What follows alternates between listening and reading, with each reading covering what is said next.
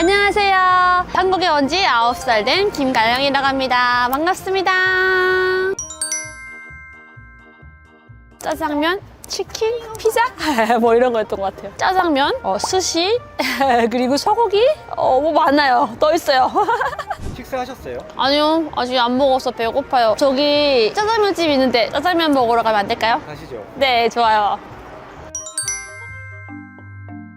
중국 음식점이 없고요. 북한의 그런 음식점에서 중국 요리를 팔아요. 따로 딱 중국 음식점이라고 되어 있는 건 없고 양꼬치집은 있거든요. 양꼬치집에 가면은 중국 음식도 팔아요. 사장님, 저 주문할게요. 저희 짜장면 하나랑 짬뽕 하나 주세요. 오, 여기 연예인들이 많이 왔는데요? 맛집인가 봐. 숨은 맛집. 아니요, 안 줘요. 한국에서는 어디 가도 이렇게 밑반찬 나오잖아요. 근데 북한에는 밑반찬이 없어요. 밑반찬 다 돈이거든요. 그래서 밑반찬 따로 안 줘요. 근데 한국에는 어디 가도 단무지랑 양파 주잖아요. 그래서 이것만 리필해서 먹어도 배부르겠다 생각. 왜냐면 북한에서는 이런 단무지 하나에다 밥 먹잖아요. 단무지 없어서 못 먹는 사람들이 많은데 안 주죠, 밑반찬을. 이거 우리나라에만 있는 거 아니에요? 단무지하고 양파 주는 거? 다른 나라에서도 안 주는 걸 알겠거든, 저도. 이거 안 시켰는데 왜 나오지?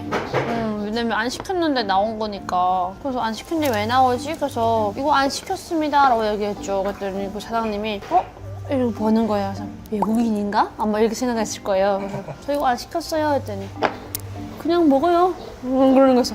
공짜로 주는 거 서비스인가? 아무튼 그때 이 생각했어요. 뭐지? 그래서 먹었는데 다른 식당은 또 주는 거예요. 그래서 이건 그냥 주는 거보다. 그래서 제가 볼 때는 정착한데도 센스가 있어요. 센스가 없으면 계속 이게 힘들고, 센스가 있으면 한 번은 실수하지만 두 번째는 실수 안 해요. 벌써 됐나요? 네. 오, 양 봐봐. 감사합니다. 와, 어마어마하다. 와, 이거 양 승부이 얼마인데 이렇게 양이 많아? 8,000원밖에 안 하는데 양 엄청 많다. 사장님 양 진짜 많은데요? 저희가 양이 많아요. 와, 가격 대비 완전. 와, 감사합니다.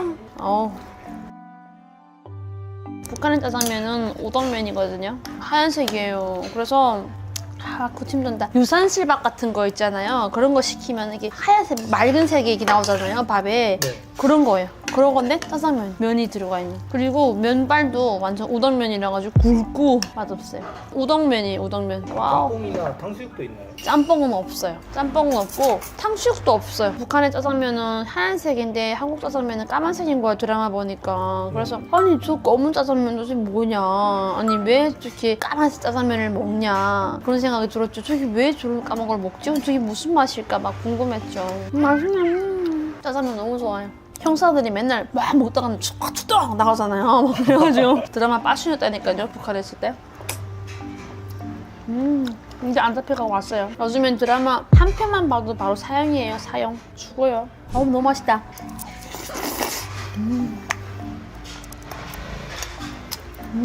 많이 먹어요. 북한에서는 단무지라고 안 하고 염장무라 하거든요. 근데 우리 치킨무랑 비슷하다 그럴까? 염장무인데 많이 먹어요. 왜냐면 되게 짜게 해가지고 많이 먹거든요. 그리고 한 개에 밥 한 공기 먹게끔. 왜 많이 먹냐면 또 군인들한테 염장무를 줄 게 없으니까 염장무를 많이 주거든요. 그리고 대학교 이런 뭐 급식 이런 데서도 염장무를 많이 주거든요. 북한 음식과 비교하자면 맛은 어떤가요? 이게 훨씬 더 고급진 맛이죠. 이건 조금 달콤하면서 새콤달콤한데 그 북한 것은 많이 짜요. 근데 가끔씩 거기 먹고 싶어요. 짠데 가끔씩 저는 거기 먹고 싶어서 가끔씩 있어요, 파는데. 한국에서 시골에 가면은 할머니들이 무를 이렇게 절여가지고 파는 게 있더라고요. 가끔씩 사 먹어요. 좀 맛이 달라요. 걔는 조금 빨갛게 묻혀가지고도 먹고 그냥 먹는데 얘는 그냥 이렇게 먹잖아요. 잔치국수를 많이 먹어요. 잔치국수 같은 옥수수도 많이 먹고요. 옥수수가 좀 많이 더 많아요. 밀가루는 더 비싸고 북한에는. 옥수수를 잔치국수처럼 해서 먹는 거예요. 잔치국수 같이 해서 먹기도 하고 또 된장 국물에다 해서 먹기도 하고. 그리고 또 보면은 농마국수라고 있어요. 감자 전분으로 만든 국수. 평양에 가면은 옥류관 그 냉면이 있는 것처럼 지방마다 각 지방은 자기 특산물로 만든 면이 있어요. 근데 저희 양강도에는 감자가 특산물이니까 감자 전분으로 만든 국수가 있는데 거기 제일 맛있었어요. 저는. 밀가루인데 좀 비싸요. 선하지가 않아서 좀 비싸서 밀국수가 좀 옥수수 국수보다는 고급이라고 해야 되죠, 사람들이. 그래서 일반 사람들은 밀가루 국수도 좀 많이 불려가지고 먹겠죠. 힘드니까 사는 게. 우리 한국에서는 라면을 먹으면 어머 왜 라면 먹었어? 좋은 거 먹지 이잖아요. 근데 북한에서는 라면 먹었어. 먹고 싶다. 와, 잘 산다. 이러거든요. 왜냐면 라면은 되게 부의 상징이에요. 라면이 흔하게 있는 게 아니라서 라면 먹는다고 하면은 잘 사는 집 사람이 먹는다고 하고 그 라면을 만약에 하나다. 그 라면 한 개만 우리는 먹는 게 아니고 라면 한 개에다가 아까 같은 뭐 옥수수면이라든가 아니면 뭐 밀가루 국수라든가 이런 거 섞어서 같이 먹는 거. 아니면 또 밥 넣어가지고 한국에 오면 라면은 밥이지 하더라고. 근데 북한에는 그 라면에 국물하고 소스가 아까우니까 밥 넣어서 먹은 거예요. 좀 다른 차원인 것 같아요. 우리는 야 라면은 면발이지 막 이러잖아요. 북한은 면발이 없어. 왜냐면 라면이 면발 살리면 양이 주니까 면발을 포기해야만이 양이 많아지니까 북한에서는 라면 보고 꼬부랑 국수라거든요. 근데 꼬부라지지가 않았어. 다 펴있어. 하도 많이 불리니까 라면을 먹고 우리처럼 막 쓰레기통에다 버리는 게 아니라 왜냐면 라면 봉투에 그 한국 신라면이 그려져 있으니까 한국 거 먹으면 안 되니까 불태워서 버렸죠. 와 신세계였어요. 나는 그쪽에 있을 때 신라면하고 뚜기 라면에서 하나 또 뭐가 있어요. 두 가지만 밖에 못 먹어봤거든요. 그리고 중국 라면이 한 두 가지 있어요. 중국은 돼지고기 맛, 소고기 맛 뭐 이렇게 두 가지가 있었어요. 기껏 해봐야 5가지밖에 못 먹어봤는데 한국 왔는데 마트에 한 면이 다 라면인 거야. 보는 순간에 와 나 이것만 먹고 살아도 되겠다. 나 막 너무 좋은 거야. 그 맛도 막 여러 가지가 너무 많은 거야.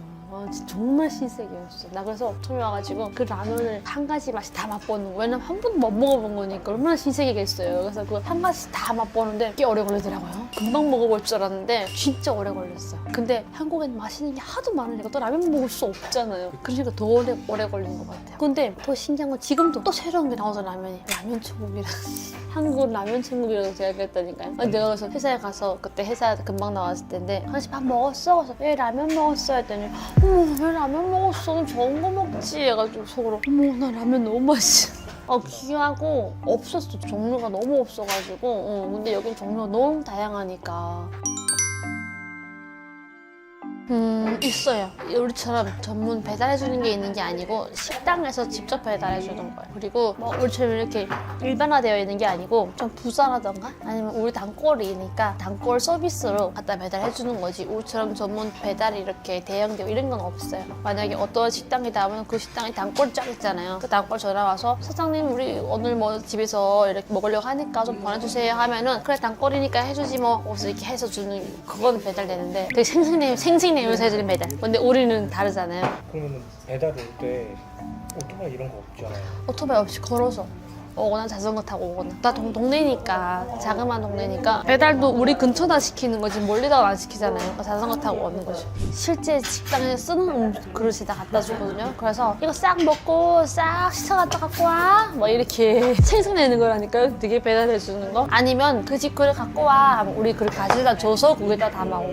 저희 엄마가 외식업계 해가지고 알아요. 한국에 오면 막 종이컵도 사람들이 막 쑥 한 번씩 버리잖아요. 그거 보면은 너무 아까워요. 북한은 일회용이라는 게 없어요. 그러니까 북한은 일회용 자체라는 말 자체가 없어. 일회용이라는 게 없어. 북한은 다 재활용해요. 일회용이라는 게 없어. 그래서 주스도 먹고 주스병 있잖아요. 비닐병. 예쁜 거는 사람들 다 시켜가지고 장식장에 이렇게 촥 펼쳐놔요. 그래서 우리도 보면 시골에서 친척이 놀러 오잖아요. 그럼 우리는 시내 사니까 먹고서는 버린단 말이에요. 야, 그거 왜 버리냐고. 깡통부터 캔부터 시작해서 병까지 다 배낭에 싸요. 그래서 가져가 시골에. 그냥 뭐 하나 봤더니 장식장에 싹 이렇게 뒷열에 놓고 있는 거예요. 그렇게 귀해요. 북한에서는. 근데 이게 습관이 그런지 모르겠는데 한국에 왔는데 저는 이게 중국 음식 속에 이런 배달 그릇이 너무 아까운 거예요. 그래가지고 그때 나는 이거 시쳐가지고 근데 버리래 그 사람들이. 근데 나 버리기 아까운 거예요. 시쳐가지고 썼잖아요 집에서. 오토바이가 많은데 티가 안 나. 왜냐면 차가 더 많으니까. 북한에는 차가 적고 오토바이가 많으니까 확 티가 나는데 한국에서는 오토바이가 분명히 많아요. 근데 차가 더 많으니까 오토바이 표가 나는 거예요. 근데 지금 살다 보면 오토바이 많죠. 근데 그때는 오토바이 보여주지 않았어요. 처음에는 되게 출시한 느낌이었죠. 왜냐면 북한에서는 그 TV 한번 나가겠다고 엄청난 뇌물도 거이고 막 굉장하거든요. 북한에 있을 때 항상 한국 드라마를 보면서 그 세계에 빠져들었던 사람인데 내가 한국에 와서 공중파에 나가니까 완전 막 출시한 느낌이 막 드는 거예요. 길거리 나가면 막 알아봐주는 사람들도 있고 하니까 너무 기분이 때는 좋았고 지금은 조금 가끔은 막 알아와 주시고 막 이러면 내가 행동 잘해야겠네 누가 뭐 볼지도 모르겠네 막 이런 느낌이 지금은 들죠. 또 그래서 그래요. 아, 나는 되게 자유를 갈망했는데. 근데 또 어찌 보면은 저는 지금도 그렇게 생각해요. 뭐 여기 한국은 자유로우니까 뭐 내가 하고 싶은 대로 하는데 나쁜 짓 안 한다면은 뭐 걸릴 거 없잖아요. 그러니까 뭐 별 큰 문제가 될 것 같지는 않아요. 저 직업은 다양해요. 정말 여러 가지 직업을 다 갖고 있는 것 같아요. 그래서 딱히 뭐 전문성을 얘기해서는 뭐 어디야 하면 잘 모르겠지만 북한 관련되어 있는 일은 다 한다고 봐야 될 것 같아요. 그래서 가장 주 업무는 강사라고 할 수가 있을 것 같아요. 국방부라던가 통일부라던가 뭐 이런 속해가지고 강의를 하고 있고요. 그리고 또 애니어그램 통해서 상담도 하고 있고요. 맞네요. 그리고 또 유튜버도 하고 있고 요즘에 새롭게 또 뭐 이미지 메이킹이라는 이미지 메이킹 강사 도전하기 위해 지금 공부를 하고 있어요. 그건 어떤 거예요?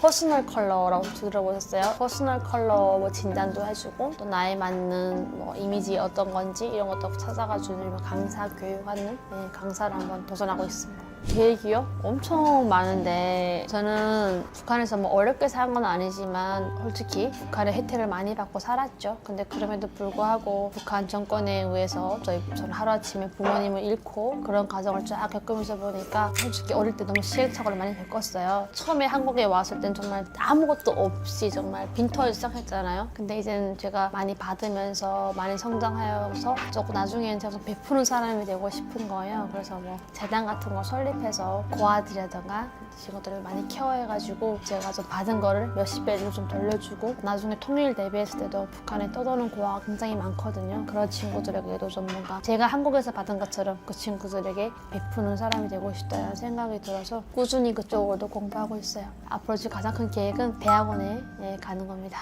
대학원 준비하고 있습니다.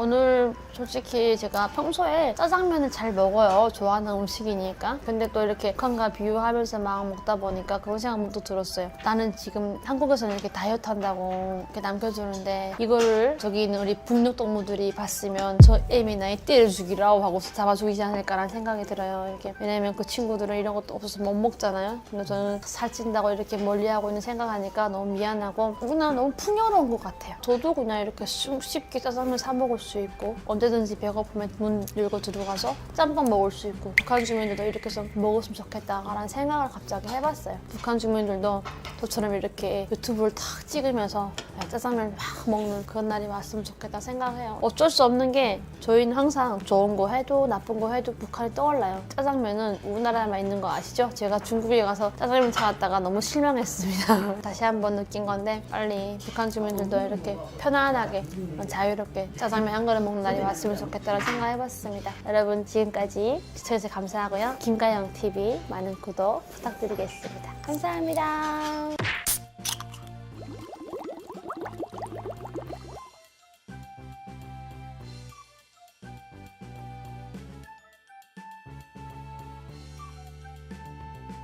안녕하세요. 저는 한국에 온 지 9살 되는 김가영이라고 합니다. 저희 고향은 양강도 해산이에요. 엄청 추웠습니다. 여러분 다시 봐서 반갑습니다. 오늘은 제가 한국에 와서 은행에 갔을 때 어땠는지를 한번 말씀드릴 건데요. 함께 가볼까요? 고고!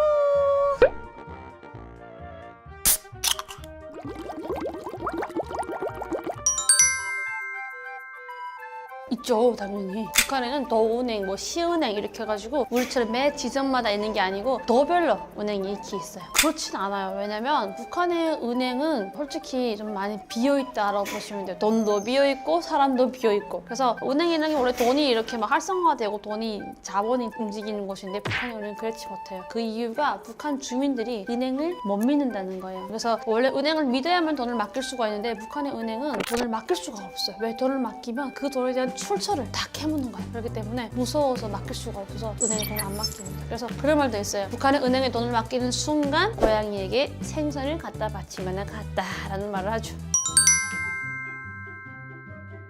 이거 알려도 되나 모르겠네요. 일단은 북한에는 그 김보다 초상화가 가장 중요한 것이기 때문에 뭐 적은 돈이라든가 뭐 달러라든가 이런 돈들은 초상화 유리를 딱 떼고서 거기다 넣고 아니면 침대 매트리스 쫙 잘라가지고 거기다 넣고 또 아니면 아궁이 북한에는 아주 이렇게 아궁이 불 때거든요. 그래서 아궁이 보면은 쓰는 아궁이가 있고 안 쓰는 아궁이가 있어요. 그래서 형식상으로 아궁이를 만들어 놓고 그 안에다가 깊숙이 돈을 넣어두죠. 김정은 액자 뒤에는 절대 못 건드린다는데 사실인가요? 그럼요. 그래서 김정은 액자는 왜냐면 김부자 액자는 그 집안 사람들만 이렇게 와서 청소를 할 때만 건드리지 건드릴 수가 없거든요. 그래서 그 뒤에다가 많이 감춰서 근데 요즘에는 그것도 옛날 정보예요. 하도 이게 많이 그린 도둑들이 딱 보면은 그거부터 안고 도망가지 못하잖아요. 왜냐면 초상화가 분실되면은 그거는 정치범이기 때문에 그 뒤를 살짝 열어봐가지고 돈만 훔쳐가지고 가죠. 그래서 저희 어떤 할머니들은 지붕에다가 이렇게 돈을 올려놔요. 집 천장에다가. 그런데 뒤들이 그걸 물고 가가지고 돈을 잃어버린 사건도 많답니다. 북한에.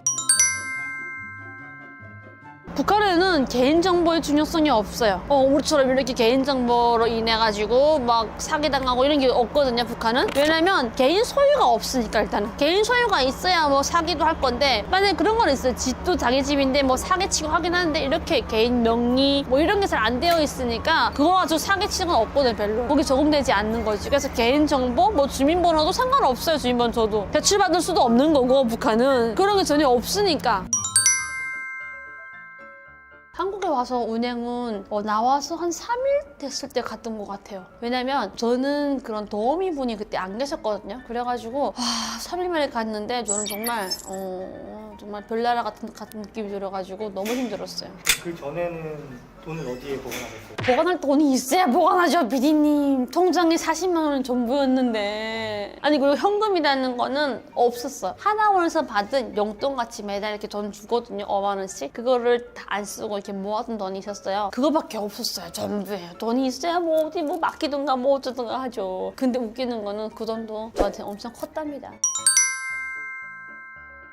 은행이 보면은 한국에는 여러 가지 은행이 지금 많잖아요. 뭐 우리은행, 국민은행, 농협은행 많잖아요. 그래가지고 이렇게 생각해요. 우리은행은 우리 거구나. 또 국민은행은 국민이 만든 은행이구나. 이렇게 생각했어요. 왜냐면 북한에는 뭐 양강도면은 양강도은행, 시은행 끝이니까. 근데 여기는 뭐 우리은행, 국민은행 하니까 국민들이 만든 은행에서 국민은행이구나 막 이렇게 생각했지. 기업은행에서 이거는 기업에서 운영하는 은행이구나 막 이렇게 생각했던 거지. 근데 나중에 보니까 아니더라고요.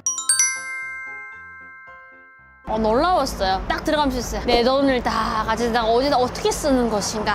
그런 의문점이 들었던 거죠. 이 사람들은 이 돈을 가져다 어디다 어떻게 쓸 것인가 막 이러면서 나한테는 그 40만 원이 엄청 큰 거니까. 근데 은행에다가 왜냐면 통장을 주잖아요. 근데 이게 네 통장에 40만 원이 있다라는 거예요. 근데 그 말을 믿을 수가 없는 거예요. 아니 통장이라는 건 나한테 처음 봤는데 여기 40만 원이 있대. 그걸 어떻게 믿으라고. 그래서 진짜인지 거짓말인지 이거 안 주고 줬다고 하는구나. 그래서 그 안에 돈이 있는지 없는지 확인하러 은행에 온 거거든요. 근데 확인할 수가 있어야죠. 왜냐면 쓸 줄을 모르는데 확인할 줄도 모르는데. 그래서 정말 외계인처럼 말도 아니었어요. 확인할 때. 지금 생각이 너무 창피해요. 총을 차고 있더라고요. 그래가지고 북한에서는 총을 차면은 보안원, 보위부 이런 사람을 생각하기 때문에 총을 차고 있길래 좀 겁났죠. 왜냐면 왜 이 사람들은 총을 차고 있지? 만약에 여기서 뭐 돈을 어떻게 잘못하면은 막 죽일 수도 있는 건가? 막 이런 생각도 하고. 근데 조금 겁먹었다는 게 어때 겁먹었냐면 이런 사람들은 북한에서는 항상 좀 갑질하는 사람을 생각했기 때문에 내가 여기서 뭐 어떤 행동 잘못했을 때 이 사람이 나를 어떻게 뭐 하나? 제재하나? 뭐 이런 생각을 했던 것 같아요. 북한의 은행은 거지고 한국의 은행은 부사다. 북한의 은행은 돈 맡긴 사람이 없다니까요. 돈이 없다니까. 은행이 돈이 있어야 돌아갈 건데 돈이 없으니까 돌아가지 못하는 거예요. 자, 그러면 의문점이 여기서 그러면 북한 사람들은 장사를 할 것이고 만약에 경기도에서 충청도로 돈을 보낼 때 어떻게 보내죠? 다 개인으로 보내는 거예요. 내가 경기도에 있어요. 그러면 경기도에서 장사하는 땡땡땡한테 가는 거예요. 나 충청도에 예를 들어 1,000달러를 보낼 건데 이 1,000달러를 누구에게 보내줘 하면은 이 사람이 받는 거야, 1,000달러를. 그리고 전화하는 거예요. 충청도 전화해가지고 아무개 갈 거니까 그 사람한테 1,000달러 줘 하는 거예요. 그럼 그 돈 주는 거야. 이렇게 개인화가. 그러니까 우리는 항상 대면에 익숙한 거예요. 대면끼리 했기 때문에 대면에 대야만이 믿고 대면에 대야만 신뢰가 가는 거예요. 근데 한국에서는 대면이 아니에요. 비대면인 거예요. 그러니까 신뢰가 안 가는 거예요. 믿기지 못하고 저거 어떻게 믿어요? 황당하고 막 정말 외계인 느낌이었던 거죠, 그때는. 만든 것도 아니고 하나원에서 주는 거예요. 아예 통장을 주면서 여기에다가 비밀번호까지 다 만들어가지고 주는 거예요, 우리한테. 그래서 김가영의 비밀번호는 07007이다 이렇게 알려주는 거예요. 그래서 나가서 바꿔라. 그래서 나가면서 그것도 또 바꾸는 것도 한참 걸렸어요. 바꿀 줄 알아야 바꾸죠. 그래서 보안원한테 물어봐가지고 바꾸고, 아유 말도 마요. 기분이 어떠셨어요 그때? 너무 속상했어요. 왜냐면 아무것도 모르니까. 그리고 다 처음 해본 것들이고, 그리고 내가 물어보려고 해도 뭔가 알아야 물어볼 것이고, 도움을 청하려고 해도 내가 뭔가 알아야 도움을 청할 건데 아무것도 모르면서 도움을 청하니까 너무 답답하고 내 자신이 너무 작게 느껴지는 거 있죠. 그리고 소심해지고 부끄러운 마음, 내가 되게 소외되는 느낌도 들고 너무 모르니까. 근데 내 옆에 사람들은 척척척 막 하는 거예요. 나는 근데 아무것도 새빨갛게 어린 친구 아무것도 모르고 막 이러니까 너무 그때 좀 갑갑했던 느낌이 있었던 것 같아요. 새로 만들 때 보니까 이렇게 사인을 하거나 아니면 도장을 찍잖아요. 근데 그 사인을 하는데 너무 영광스러운 거야. 왜냐면 북한에는 내 개인 통장이라는 게 없었거든요. 근데 여기는 내 이름이 딱 박혀있는 통장을 가지니까 너무 영광스러운 거야. 내가 마치 출세한 기분이 드는 거예요. 그래서 그 사인을 하는데 엄청 존중했다는 걸. 나 지금은 막 이렇게 하잖아요. 근데 도장을 안 찍고 정자를 적잖아요. 근데 천천히 막 운행운이 계속 보는 거예요, 저를. 그래도 무시하고 그냥 또박또박 몇십 분 썼을걸요? 엄청 막 존중하게. 왜냐면 저는 바꾸는 줄 몰랐어. 한 번 만들면 평생을 써야 되는 줄 알아가지고 내가 맨 처음 만든 통장이 갑옷처럼, 마치 갑옷처럼 들고서 보고 두고두고 보려고 굉장히 막 정자로 예쁘게 촥 막 써가지고 했는데 나중에 보니까 다 되면 또 바꾸더라고요. 그거 보고서 좀 허무했어요. 나는 은행에 딱 들어갔는데 ATM 기기가 있잖아요. 저게 전 너무 낯설었어요. 왜냐면 북한은 돈 거래를 10,000원 자 줄게 하면 사람이 대면으로 이렇게 주고받고 하는데 한국에서는 이체라는 게 있잖아요. 내가 가지도 않고 저거 똑 모르면 이체하잖아요. 이게 믿겨지지 않는 거예요. 그래가지고 아니 얘가 이 기기가 통째로 어떻게 움직이나? 그러긴 또 불가능하잖아요. 그럼 얘한테 내가 어느 사람한테 보낸다는 계산번호를 적으니까 그럼 이 기계가 어떤 사람이 와가지고 이 돈을 가지고 가서 그 사람한테 갖다 주나? 너무너무 막 의문스러운 거예요, 그게. 그리고 제 앞에 섰는데 만원을 넣었더니 입금됐습니다, 출금됐습니다 막 말하는 거예요. 너무 예쁘게 말해. 그래서 이 뒤에 사람이 앉아있구나. 그리고 기계는 형식상 이게 뭔가 카메라를 우리 보면서 얘기를 하는구나, 이렇게 생각했죠. 지금도 헤맨다. 금융감독원이나 모르는 사람이 같이 대화했다니까, 이럴 때 이 사람 말하잖아요. 그러면 아니요 없습니다 이렇게 말을 하면서 했다니까. 또 비밀번호를 눌렀는데 비밀번호를 맨날 까먹는 거예요. 맨날 까먹는 거야, 이 비밀번호를. 하다 또 안 돼가지고 또 가서 막 얘기하고. 지금은 너무 자연스럽잖아요. 그때 뭐 버튼만 잘못 누르면 내 돈이 다 가는 줄 알고 다 어디 잃어버리는 줄 알고 막 너무너무 막 무서운 거예요.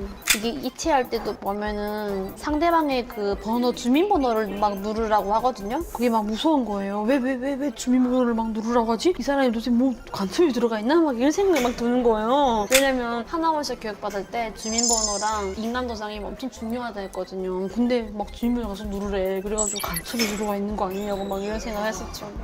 그리고 막 여기 보면은 그 50,000원 가는 막 있잖아요. 근데 그때는 그거 몰랐던 거예요. 근데 자꾸 10,000원짜리만 나오는 거야. 그래가지고 막 두드리면서 막 얘기를 했죠.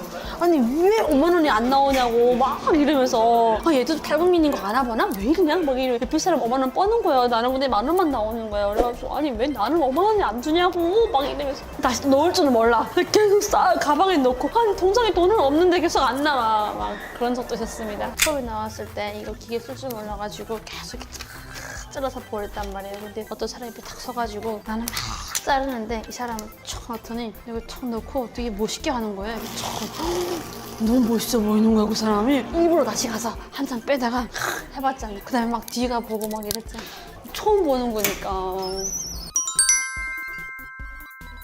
분명히 사람이 들어가 있구나. 처음에는 그 생각하지. 왜냐면 한국에서는 다 보면 이렇게 은행도 창고도 보면 사람이 뭐가 앞에 거리가 있잖아요. 그러니까 여기도 돈을 거래하는 건 강도가 많을 수 있으니까 사람은 뒤에 숨어있고 겉으로는 이렇게 뭔가 씌워가지고 뒤에 사람이 앉아있구나. 왜냐면 너무 예쁘게 말을 하는데 또 기다려요. 뭐 이체 하시겠습니까? 하고 기다려. 내가 네 하는데 안 움직여. 네 하는데 그냥 가만히 있어. 그리고 보면은 글자가 네 아니요가 있는 거예요. 그걸 터치해야 되는지. 그 보안원이 얼마나 놀라웠겠어요. 앞에 오셔가지고 예쁜 게 있어가지고 네 그래서 이러고 있으니까 선생님 오셔가지고 뭐 도와드릴까요? 하는 거예요. 그래서 괜찮습니다 하고 또 하니까 이분이 도와드릴게요 하고 도와주시는 거예요. 근데 비밀번호 알려주면 안 돼. 근데 어떡해, 놀라지. 정말 황당했어요. 예. 그 길가에 있는 ATM기는 저는 그런 생각을 했어요. 한국에 정말로 도둑이 없구나. 저 기계 안에 엄청난 돈이 들어가 있을 건데 그 기계 항상 멀쩡하게 서 있는 거예요. 근데 그 생각을 했어요. 밤에 혹시 내려가면은 어떤 강도가 있어서 저거 빼지 않을까? 순간에 빼지, 저 강도들이. 근데 너무 멀쩡하게 서 있는 거, 우리 아파트 밑에 기계가. 그래가지고 이게 어떻게 가능할까? 그때는 너무 어릴 때니까. 근데 나중에 보면은 도둑이 없는 사회니까 가능하구나. 근데 처음에는 이해가 못하는 거죠, 그게. 왜냐면 덩그러니 있잖아요. 지킨 사람도 없어. 근데 돈을 많이 그 안에. 그래가지고 좀 그게 좀 저는 황당했죠, 처음에는. 카드도 만들 줄 몰라가지고 나는 통장 가지고 와서 돈을 넣고 빼고 했단 말이에요. 근데 한 달 먼저 난 언니구나. 그 언니 집 놀러 갔는데 택시 탔어요. 근데 이 언니는 돈을 안 내고 이런 걸 탁 주고 수리 하는 거예요. 너무 멋있어 보이더라고요. 그래서 물어봤죠. 언니 이거 뭐야? 아니 이거 무슨 이렇게 쪼가만 척 줘가지고 돈 뭔데 그렇게 쓰냐? 카드 하는 거예요. 뭔데? 아니 이거 어떻게 생겼는데 돈 나오고 빠지고 하는 거야? 하고 아니 이거 어떻게 그 사람 주면 어떻게 알고 돈 찾아가는 거야? 그랬더니 그러니까 한 달 먼저 나왔다고 막 어깨 으쓱하면 또 알려주는 거예요. 막 이게 번호가 있고 이게 다 네 이름이고. 아니 이거 내 이름인 거 어떻게 알고 어떻게 돼가?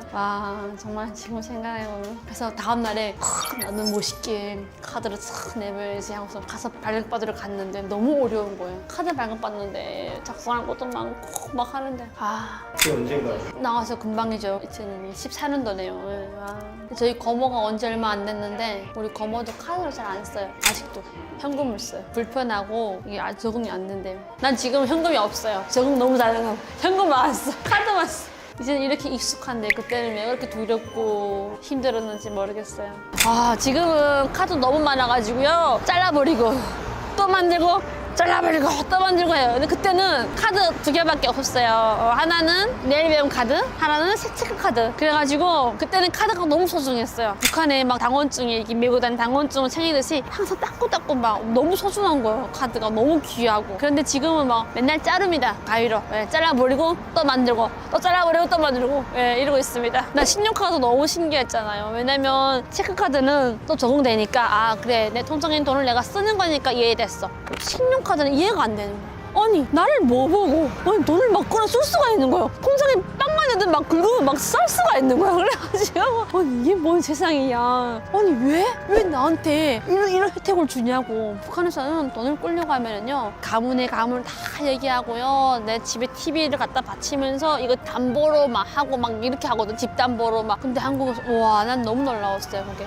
맨 처음에는 잘 기억은 안 나는데 기억에 딱 남는 거는 백화점이었어요. 좀 우아하게 써보고 싶은 거예요 그 카드를. 그래서 어딜까 고민했는데 백화점인 거예요. 그래서 백화점에 가서 정말 통장에 돈은 10만 원이 있어도 아주 우아하게 10,000원을 긁더라도 우아하게 한번 착 카드를 이렇게 내보면서 사연하고 읽어보고 싶었거든요. 그래서 백화점에 가서 맨 처음에는 10,000원짜리 사는 것도 너무 어려웠습니다.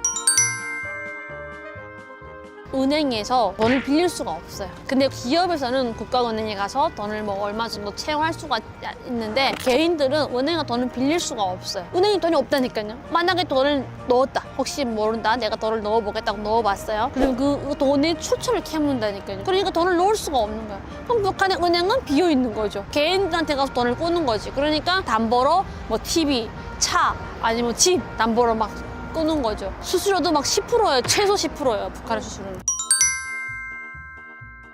돈을 모을 수 있게 해준다? 내 통장이 두둑하게 해준다. 왜냐면 적금이 있잖아요. 뭐 한 달에 뭐 10만 원, 뭐 50만 원 적금할 수 있잖아요. 근데 이게 3년, 뭐 5년 뒤면 목돈 되잖아요. 엄청난 큰 돈 되는 거니까 난 그게 너무 좋아요. 적금은 저는 너무너무 좋아하고 그리고 또 믿고 맡길 수가 있으니까. 또 우리나라는 5천만 원까지 보상이 되잖아요. 나중에 뭐 보호받을 수 있으니까. 그것도 처음에 몰랐는데 나중에 아니까 너무 좋은 거예요. 북한에는 그런 게 없으니까 난 무턱대고 맡기면은 바로 그냥 그 돈의 추처를 캐물으니까. 근데 한국에서는 그게 너무 좋고 또 은행마다 다 이율이 다르잖아요. 뭐 또 그런 것도 너무 좋고 좋은 게 너무 많은 것 같아요. 은행을 적극적으로 저는 활용해야 된다고 생각하거든요. 근데 우리 탈북민들이 간혹 활용을 잘 못해요. 무서워서 은행에다 맡기는 게. 아직도 고향이 생각하고 있거든요. 북한의 은행을 생각하면서 못 맡긴단 말이에요. 근데 저는 좀 안타까워요, 그게. 매달 10만 원씩 해도 1년이면 무슨 120만 원인데 그거 얼마나 큰 돈이에요. 그게 모을 수가 있어요. 돈을 모을 수가 있잖아요. 저는 그게 너무 좋은 것 같아요. 그리고 일단은 서비스가 좋잖아요. 가입하면은 치약 주지, 칫솔 주지, 반찬통 주지, 막 또 이런 거 막 또 주잖아요. 얼마나 좋아요, 서비스.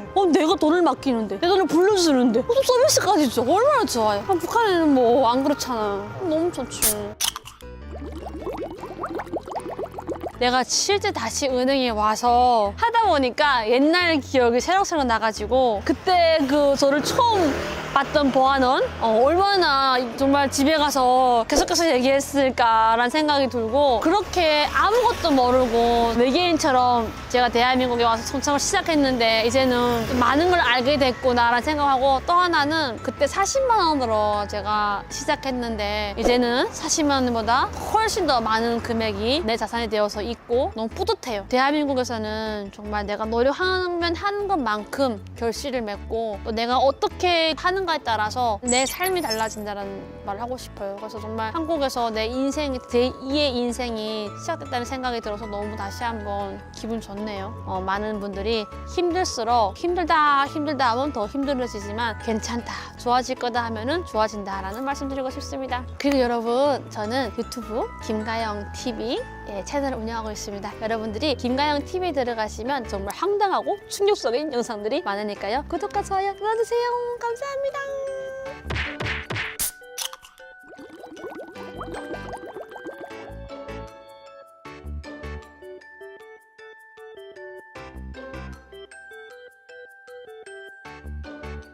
안녕하세요. 안녕하세요. 자기소개 부탁드릴게요. 네, 안녕하세요. 저는 한국에 온 지 9살 되는 김가영이라고 합니다. 김가영 유튜브 하고 있는데요. 많은 사랑 부탁드리겠습니다. 한국에 와서 투표하는 게 저는 굉장히 기억에 남아요. 그때 그 투표가 처음 느껴본 자유? 북한에서는 선거의 자유를 못 느껴봤거든요. 근데 한국에 와서 이게 바로 선거의 자유구나를 느껴본 것 같아요.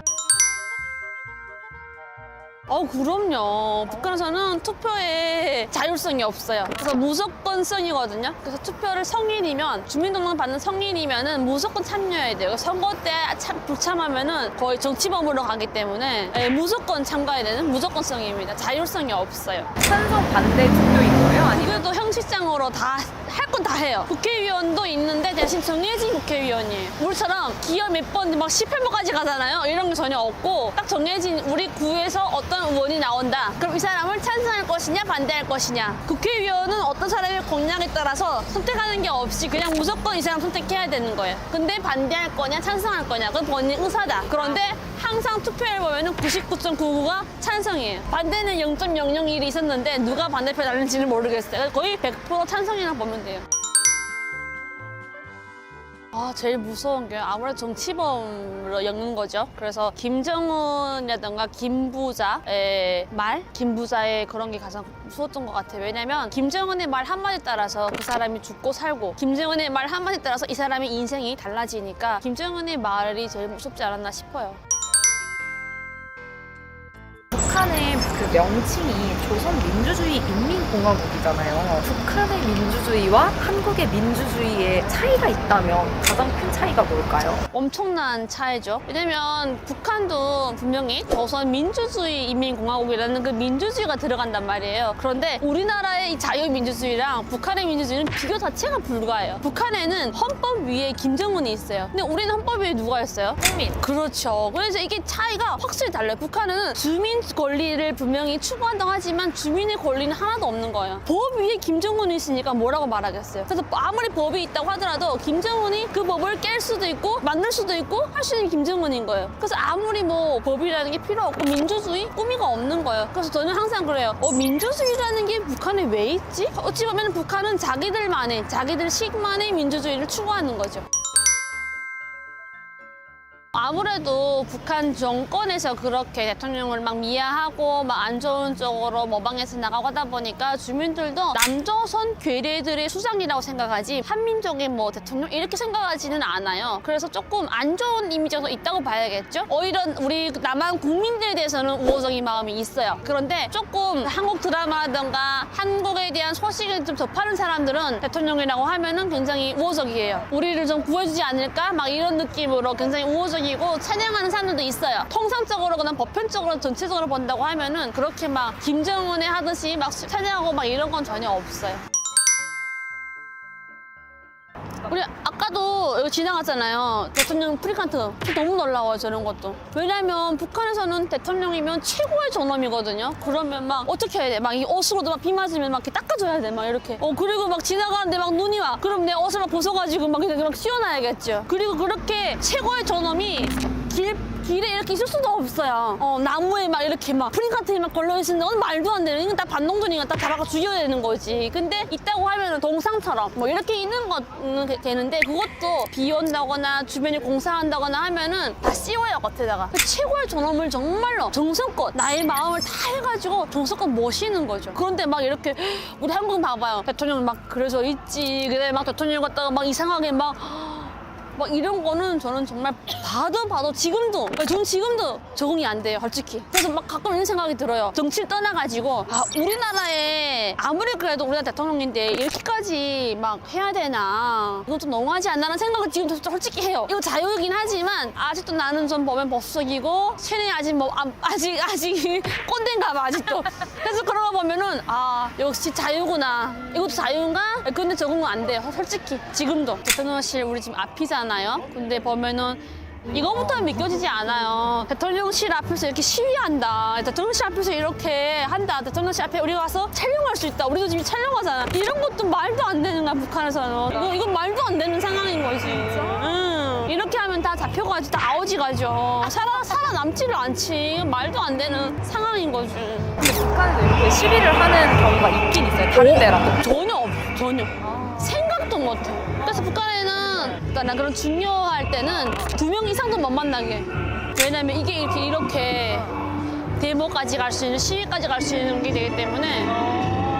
솔직히 저는 북한처럼 생각하면 대통령 하면은 뭐든지 다 할 수 있다. 대통령이 뭘 못해. 와, 세상에. 임기 때는 다 해야지. 다 해야지 생각했는데 박근혜 대통령이 테러되면서 그걸 보면서 못할 수 있는 게 많구나. 할 수 있는 것도 한계가 있구나를 또 느끼게 돼요. 대통령이 탄핵할 때 딱 보면서 순간에 이렇게 내려올 수도 있구나라는 느꼈고요. 그리고 살면서 한 해 있으면서 대통령이 뭔가 하려고 했을 때 국회에서 통과돼야만이 그게 되는 거잖아요. 이걸 보면서 정말 북한은 이런 것도 없이 그냥 김정은이 말하면은 해야 되고 김정은이 말하면은 없어져야 되고 이런 게 너무 우리가 항상 몸에 배워왔던 것 같아요. 그래서 한국에서 보면은 항상 대통령은 하고 싶어도 국회가 통과돼서 못하는 게 있고 서로 반대 막 있잖아요. 이걸 보면서 이것도 또한 자유구나. 그러니까 국회의원들이 국민의 이런 의견을 집합해가지고 하는 거잖아요. 근데 북한은 그런 게 따로 없으니까 그런 걸 보면서 북한에도 언제 이렇게 정서적인 국가가 되기를 바라는 마음뿐인 거죠.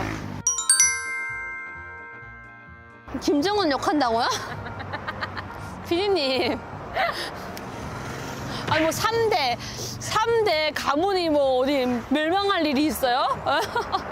저희가 한국에 와서 가장 충격적인 게 뭔 줄 아세요? 가영님 이 말 들을 때 지금도 저는 가영님 하면은 네 하고 다시 스마일 돼요. 왜냐면요 제가 굉장히 존경받는 것 같고 대우받는 느낌이 들거든요. 북한에서는 뒤에 님자를 못 붙여요. 수령님, 장관님밖에 못해요. 그 외에는 어떠한 사람한테 님자를 붙인 적이 없어요. 무조건 수령님, 장군님. 그런 사람들한테다가 욕한다? 이거는 말도 안 돼. 욕이 아니라 저 김정은 이 말만 해도 3대가 그냥 바로 그냥 그거는 하루아침에 그냥 사라져버리는 그런 일이 되는 거죠. 생각도 못해요, 그거는. 그래서 북한에서는 김부자들과 똑같은 이름을 지을 수가 없어요. 하물며 리설주까지도. 정식 부인되면은 갑자기 리설주 이름이 다 사라져버리는 거예요. 이름 개명해야 되는 거지. 갑자기 그런 게 있어요. 김주혜 이 이름 뭐 쓴다면은 자제분 중에 한 명이 누가 주혜라는 애가 있나 보다. 이런 생각 예측을 하는 거죠. 그 이름 못 쓰게 하면. 우리는 세례받고 온 사람들이잖아요. 대통령은 또 숭배해야 되는 그런 인식이 되어 있던 사람들이다 보니까 한국에 와도 우리나라의 대통령이 최고잖아요. 최고 권력 가진 사람이니까 국민들도 뭐 그 사람에 대해서 존엄이라든가 존칭을 해줘야 되는데 우리는 막 이름을 부르고 그다음에 그 뒤다 막 개땡땡이라도 막 하고 막 하잖아요. 이런 걸 보면서 지금도 저는 그게 좀 꼰대죠. 아니라고 생각을 하고 이것까지는 굳이 그렇게까지 해야 되나라는 싶거든요. 그래서 좀 그런 게 들을 때는 이거는 왠지 내 얼굴에다 침 뱉는 느낌이죠. 지금도. 그게 아닌데 아닌 거 알아요. 이제는. 알면서도 못하겠어요. 귀여워. 귀여워. 엄마 어떡해. 말도 안 돼. 여기 고양이들은 배불러가지고 뒤도 안 잡아. 와. 북한의 고양이는 쥐를 진짜 잡아요? 와 너무 잘 잡죠. 저희 집에도 고양이 2마리나 있었는데 맨날 쥐 잡아오거든요. 진짜요? 쥐가 너무 많으니까. 신기하다. 이걸 잡아 이렇게 밀고 들어와요 집안에. 근데 한국은 집 어차피 다 달라버리잖아. 궁수산 태양궁정이라고 되어 있고요. 청와대보다 좀 더 큰 건물이라고 봐야 될 것 같고요. 규모가 한국에는 그 정도 규모가 없을 거예요. 규모가 어마어마하고요. 우리는 지금 대통령 집무실 지원에 물론 경찰도 있고 뭐 있었지만 그거보다 몇십 배 더 많은 인원들이 겹겹이 경호하고 있어요. 그리고 일단은 거기 한번 들어가려고 하면은 엄청나. 그러니까 일반 우리는 저도 지금 뭐 어떠한 걸 도시에 밟아가지고 온 거 아니잖아요. 그냥 지나가다가 들릴 수 있는 건데 북한에는 그 앞에 가는 것까지만 해도 내가 소속된 단체에서 승인을 받고 또 국가에서 승인을 받고 그리고 가서 볼 수가 있는 거예요. 직접 들어가 보신 적도 있으세요? 문 앞에까지 갔다가 저고리를 입거나 치마를 입어야 들어가는데 제가 그때 치마를 못 입고 갔어요. 들어가기 전에 치마를 입어야 된다고 딱 얘기했는데 제가 분명히 치마를 챙겨 갔는데 그날 치마를 못 입어가지고 못 들어가게 된 거예요. 그래서 저는 앞에 앉아가지고 그 문 앞에까지 가가지고 못 들어가서 저는 앞에서 계속 기다렸거든요. 저희 엄마랑 또 나왔는데 하는 얘기가 태어나서 처음으로 웅장함을 느꼈다고 하더라고요. 거기에 서 있는 모든 군인 우리는 경찰들이 약간 막 말도 하잖아요. 저희한테 말도 안 해요. 로봇 같아요. 그냥 이렇게 서 있어요. 그래서 여기 꼭 찔러보는 사람도 있을 만큼 눈도 깜빡이지 않는다고 할 만큼 그렇게 딱 경직되어 서 있거든요. 좀 그런 차이가 확실히 있고 거기에 있는 이유가 김일성에다가 김정일을 시신을 일단은 안치하기 위해서 있는 거잖아요. 금수산 태양궁전은 김일성, 김정일 죽은 시신을 보관하는 곳이 어쩌면 시체실인 거죠. 그런데 그곳에 들어가는 비용이라든가 그곳에 들어가는 모든 인력이 엄청나다는 거지. 그 사람들 지켜야 되는 거죠. 기차는 김일성이 탔던 기차, 또 차는 김정일 탔던 차 이런 게 다 전시되어 있는 거예요. 그리고 뭐 외국의 수반들이 김일성을 위해서 선물해준 것도 다양한 게 다 있고 또 김정일 때는 또 외국의 수반들이 김정일을 위해서 또 만들어준 뭐 이런 다 있는 그런 것들 좀 장식해놓는 거죠. 그리고 기념해놓고 우리 국민들이 보면서 어머나 우리 수령님 이렇게 대단하구나야 막 이러면서 자긍심을 느끼라는 거예요. 어머나 야 세상에 우리 장군님은 이런 것 다 받았다야 막 이렇게 하면서 막 스스로 막 그러니까 세뇌를 시키는 거죠. 그것도 또. 그래서 김정은이 현재 집무하고 있는 집무실 근처는 가볼 수도 없어요. 그건 말도 안 되는 거고 가본다면 그 김일성, 김정일이 죽은 시체의 실을 가서 보는 거예요. 그 시체에 드는 비용이 1년에 북한 주민들이 10년을 먹을 수 있는 식량이 들어간다고 제가 알기로는 그렇게 들어있어요. 미치겠더니죠. 말도 안 되는 거죠. 많이 검소하죠. 뭐 어찌 보면은 중앙당? 북한의 중앙당이면 우리 한국은 국회를 볼 수 있는데 그 정도 봐도 약한 것 같아요. 집무실이라고 하는데 뭐 너무 검소하고 너무 소박하고 경찰이 있으니까 집무실이네 그냥 이런 느낌이 들어요. 겉모습이라던가 또 아니면은 뭐 이런 분위기를 봤을 때는 집무실 같아 안 보여요. 한국에서는 뭔가 하나 하려고 해도 우리의 세금이 물론 저희 세금 들어갔죠. 우리의 세금으로 사용하다 보니까 어떤 절차를 다 걸쳐서 승인되는 거잖아요. 그래서 아마 그러지 않을까. 그리고 앞에서 이게 잠깐 이렇게 볼 수 있다는 게 놀라워요. 북한은 절대로 말도 안 되거든요. 김정은은 불안하거든요. 언제 죽을지 모르니까 이렇게 자유롭게 할 수가 없잖아요. 근데 우리는 이렇게 자유롭게 한다는 게 저는 이게 좀 놀라운 것 같아요.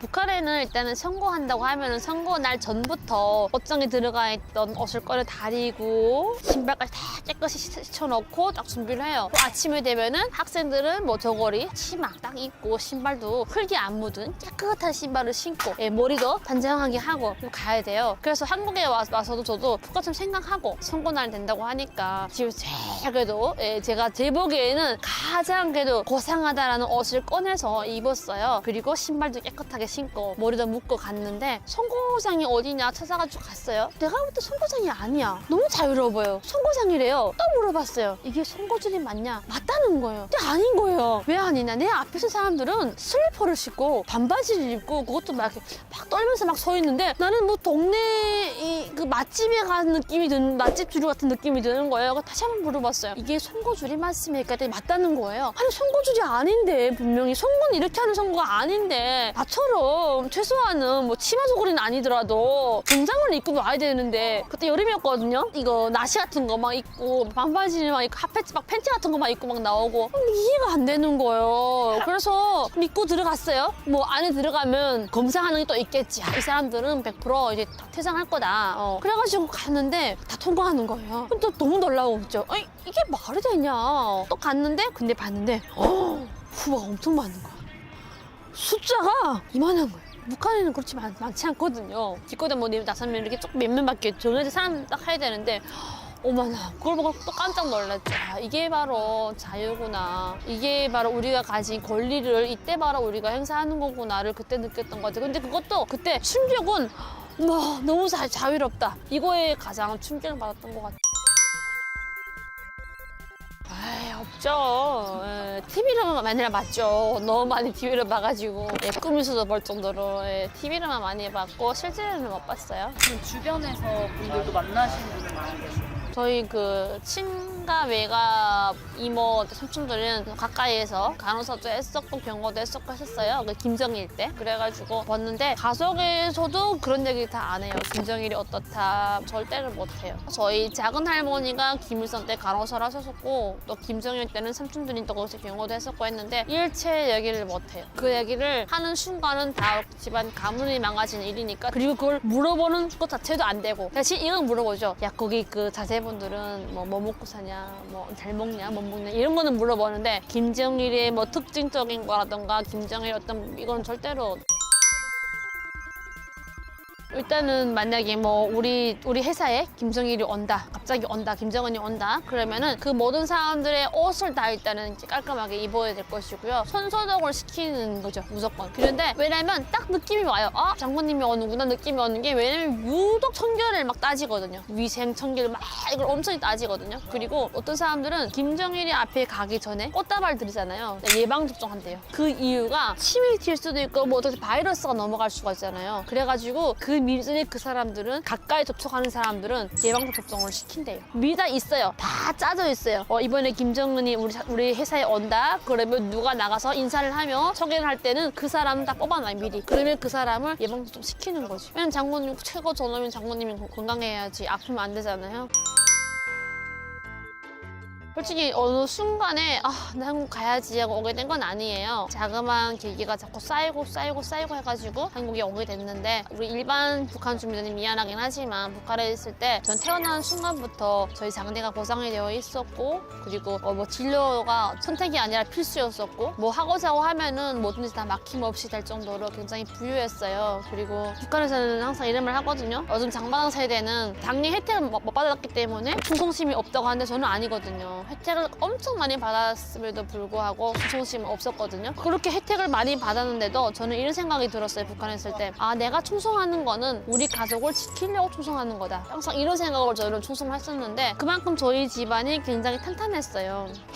빨갱이. 그런데 어느 순간에 그 핵빨갱이가 갑자기 핵심 계층이 됐다가 적대 계층으로 떨어지는 게 된 계기가 됐어요. 그러니까 저희 어머니가 큰 기업에 얻어섰는데 하루아침에 북한 정권에 끌려갔거든요. 그 끌려간 이유는 김부자 건물을 훼손했다는 죄명이에요. 김부자 건물이라고 하면은 우상한 건물인 거죠. 김정일이라든가 김일성이 왔다 간 건물을 저희 어머니가 리모델링 했어요. 근데 그게 하나의 죄가 되어서 정치범으로까지 막 이렇게 가가지고 어머니가 끌려갔고 끌려가신 어머니는 40일만 돌아가셨어요. 그래가지고 그 충격으로 솔직히 좀 너무 힘들었고요. 근데 그때 당시에는 그런 생각을 했어요. 어머니가 뭔가 잘못했겠지. 또 그 북한에서는 김정일이 먹었다는 컵도 그 자리에 그냥 벗어나야 되는 거예요. 저희 어머니는 세살을 현대화한다는 걸로 해가지고 조금 바꿨는데 그게 큰 죄가 되어서 그렇게 되니까 엄마가 잘못한 게 맞겠지 했는데 크면서 제가 눈에서 살이 분별되잖아요. 왜 이렇지? 라는 이렇게 의문점이 생기면서 하면서 좀 더 파헤치게 됐고요. 또 그런 충격이 점점 좀 쌓여진 동안에 저희 이모도 똑같은 방법으로 엄마와 똑같은 방법으로 계속 검열을 받고 한 12번째 검열, 마지막 검열에서는 관리소까지 간다고 했어요. 관리소면은 정치범 수용소거든요. 그때 들었던 생각이 더 이상은 가족의 희생이 없어야겠다라는 생각해가지고 우리 한국 가자라는 결심을 해서 한국에 오게 됐어요. 어찌 보면은 그냥 핵심 계층이었다가 마지막에는 적대 계층까지 떨어지니까 그 정권에 대한 한멸, 김정은이 딱 들어서면서 뭔가 바뀌겠지라고 희망을 가졌는데 김정은이 들어서 더 심해지니까 이 땅에는 미래가 없구나. 아무리 충성을 하고 아무리 뼈빠지게 일을 해도 돌아오는 거는 가족의 죽음이구나. 이럴 바에는 자유가 있는 대한민국에 가서 우리가 열심히 좀 살아볼까? 라는 마음으로 탈북하게 됐어요. 어릴 때 어머니가 이렇게 돌아가셨거든요. 그때부터 뭔가 이렇게 싹트기 시작했죠. 이게 과연 뭘까? 과연 맞는 걸까? 막 이렇게 싹트기 시작했다가 22살에 최종적으로 결론 내려가지고 한국 오게 됐어요. 저는 이런 생각하거든요. 저는 우리나라의 법에 대해서는 좀 잘은 모르지만 이것만은 알아요. 법 위에 국민이 있다. 그리고 그 법도 국민의 권리와 자유를 지키기 위해서 있다는 걸 알아요. 근데 북한은 그렇지가 않거든요. 북한은 항상 보면은 주민 위에 법이 있고 법 위에 김정은이 있어요. 그래서 주민은 항상 약자였거든요. 근데 한국에 와서는 국민이 약자가 아니라 국민 손으로 뽑고 국민 손으로 내릴 수도 있고 이런 것이 너무도 좋고 이런 권리를 우리가 추구하고 우리 권리를 지켜나간다는 게 저는 너무 어찌 보면은 이제 와서 이거 우리가 끼워 산다는 게 너무 화가 나기도 해요. 북한에서 때 너무 많이 당해가지고 특히 또 저희 어머니도 그런 권리, 자유, 인권 이런 게 없었기 때문에 그렇게 된 거잖아요. 그래가지고 이런 인권, 자유, 권리 이런 것들이 있는 대한민국이 너무 좋고요. 대한민국은 저는 너무너무 사랑하고요. 그런데 또 이게 요즘에 선거철이어가지고 우리 여러분들이 오해할 수도 있어요. 제가 마치 막 유세하는 것 같기도 하고 저는 절대 그게 아니고요. 선거철 되다 보니까 또다시 한번 북한에는 이런 선거의 자유라든가 또 국민의 권리라든가 이런 게 없기 때문에 너무 비교가 되어가지고 솔직히 저는 막 길바닥에 나가면은 1번, 2번, 3번 막 이러잖아요. 이것도 너무 놀라워요. 그래서 막 노래에다가 막 넣고 막 이런 것도 북한에서는 상상도 못하는 거거든요. 근데 한국에서는 이런 막 자유로움에 한다는 게 이게 얼마나 좋은 세상이에요. 그래서 이런 거를 저는 너무너무 우리 대한민국에만의 주민들만의 권리니까 우리 국민들만의 권리니까 너무 감사하고 앞으로 우리 권리를 더 잘 지켜나가겠다는 생각이 들어요. 그래서 여러분 생각해보세요. 만약에 북한이 됐다. 김정은이 밑에 완전 우리가 있다. 그럼 싹 다 바탈되는 거예요. 사라져버리는 거예요. 상상만 해도 끔찍해요. 그래서 우리 권리, 자유, 인권을 잘 지키자라는 말씀 드리고 싶습니다. 대한민국 국민으로 산다는 게 어떤 분들은 막 그런 말도 하거든요. 뭐가 좋냐, 안 좋다 막 하는데 저는 너무너무 자랑스럽고요. 전 대한민국 국민이라서 매일매일이 행복하고 소중합니다. 그래서 이 앞에 서니까 다시 이런 생각 해봐요. 이게 만약 내가 밟고 있는 이 땅이 대한민국이 아니고 북한이라면 정말 끔찍해요, 여러분. 상상도 하고 싶지 않거든요. 또 선거철 되니까 다시 한번 또 이런 북한 주민들의 박탈되어 있는 인권, 자유 이런 게 다시 한번 새롭게 떠올라가지고 너무 가슴이 아프고 우리 지금 이 대한민국이 얼마나 좋고 또 우리가 누리고 있는 인권 자유가 소중하다는 생각이 듭니다. 감사합니다.